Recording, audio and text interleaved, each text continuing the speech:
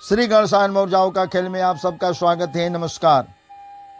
आज मैं बताने जा रहा हूं कि मृत्यु क्या है, मृत्यु क्यों होती है और मृत्यु होने में कौन से चक्रों का विशेष प्रभाव उनके ऊपर पड़ता है। तो आइए इसके बारे में आगे बढ़ें। पहले मैं बताता हूं, योग वासिष्ठ एक ग्रंथ है, धार्मिक पुस्तक है। उसमें लिखा गया है,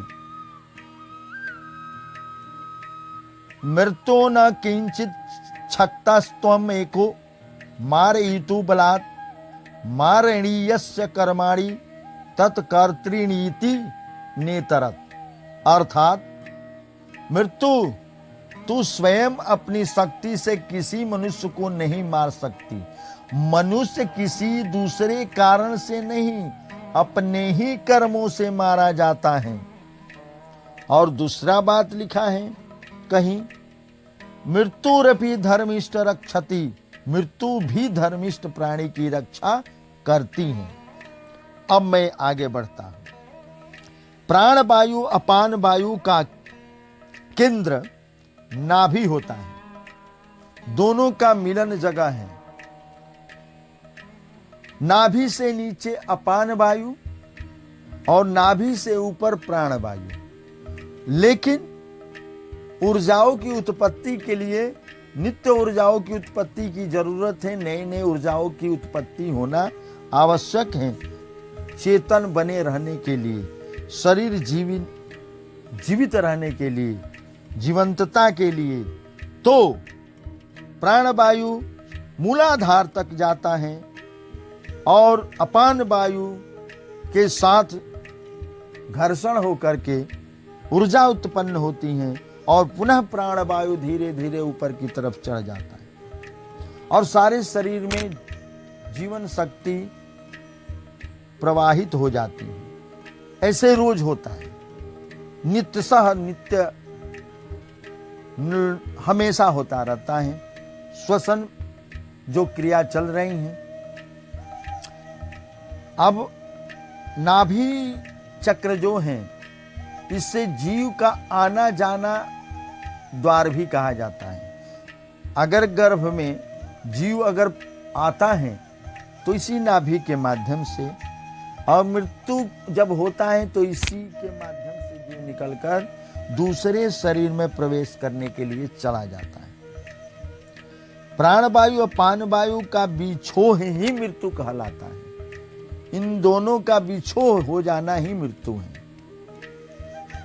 नाभि जो है वह ब्रह्मांड से ऊर्जाओं को, दैवीय ऊर्जाओं को, दिव्य ऊर्जाओं को ग्रहण करके इस जीवात्मा के लिए पुष्टिकारक और पोषक का काम करता है। और अंदर भी जब ऊर्जाएं उत्पन्न होती हैं, वह भी शरीर के लिए और जीवात्मा के लिए कारण परिणाम में अपना योगदान देती हैं। अब मैं इसके पड़ोसी स्वाधिष्ठान के बारे में बता देता हूं ताकि और स्पष्ट हो जाए। स्वाधिष्ठान चक्र गुप्तेंद्रियों के 6 इंच लगभग ऊपर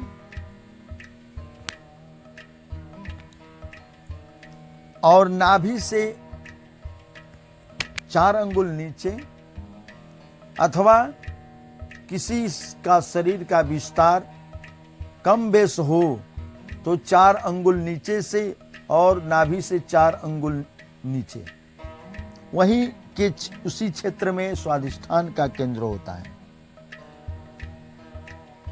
स्वाधिष्ठान चक्र प्रतिरूप मस्तिष्क में अचेतन मन है, जिसमें संस्कारों का भंडार होता है। इससे उसका संबंध है। अवचेतन मन और स्वाधिष्ठान चक्र का दोनों का संबंध रहता है। पिछला जीवन का जो अनुभव होता है, संस्कार जो होता है, सुकर्म कुकर्म, सब उसमें अचेतन में संग्रहित होता है। पार्श्विक वृत्तियों का नियंत्रक स्वाधिष्ठान चक्र होता है। यह जल तत्व का स्थान है। भौतिक चेतना मनोलीला का माध्यम स्वाधिष्ठान चक्र है। स्वाधिष्ठान में सुप्त कर्म रहता है। यहाँ की देवी राकिनी है और देवता विष्णु है। जीभ, किडनी, मूत्र संस्थान और यौवन अवयव जो है इसी के अधिकार क्षेत्र में आता है। काम, क्रोध, लालच, लोभ ये इन्हीं के अधिकार में आता है। अगर इसमें किसी तरह का गड़बड़ी होता है तो काम, क्रोध, लालच, लोभ बढ़ जाता है। जीभ, किडनी और मूत्र संस्थान में प्रॉब्लम आ जाती है। याददाश्त में भी गड़बड़ी होने लगती है। अगर यह जागृत है तो पूछना ही क्या। तो इन्हीं सभी के गड़बड़ी के चलते किडनी, मूत्र संस्थान, यौन स्थान, काम वासना ज्यादा होना और उनके माध्यम से जो मन की शक्ति, सप्त धातु हैं, उनकी क्षीण होने से ये ब्रह्मांड से आने वाली ऊर्जाएं जो नाभि चक्र केंद्र से जाती हैं तो वह आना कम हो जाता है और अंदर भी सिस्टम जो है गड़बड़ हो जाने के चलते ऊर्जाएं कम बनने लगती हैं। तब जीव संशय में पड़ जाता है और उनका संशय होना कॉन्शियस माइंड और सबकॉन्शियस माइंड में संदेश चला जाता है और उसको ईश्वर जो हैं, जो इस सारे ब्रह्मांड को चला रहे हैं, ऑटोमेटिक सिस्टम है, वह दयालु हैं, कृपालु हैं, उपकारी हैं,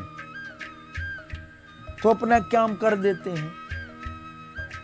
दुखी जीवों को महसूस करके, उनका संकेतों को जान करके, क्योंकि सिस्टम में है कि यह ब्रह्मांड जो है यह क्षर है, सबका आयु निर्धारित है।